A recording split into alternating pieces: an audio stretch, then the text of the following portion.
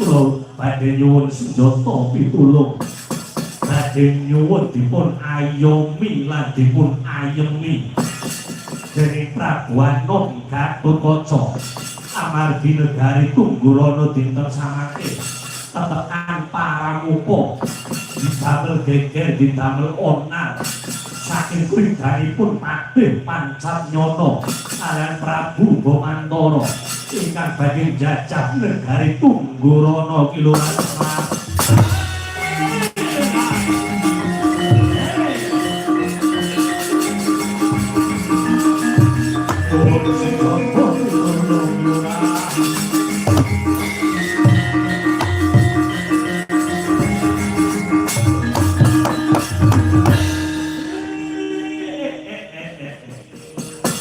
nyuwun senjata pitulung nggih leres Kiluras Margotranaya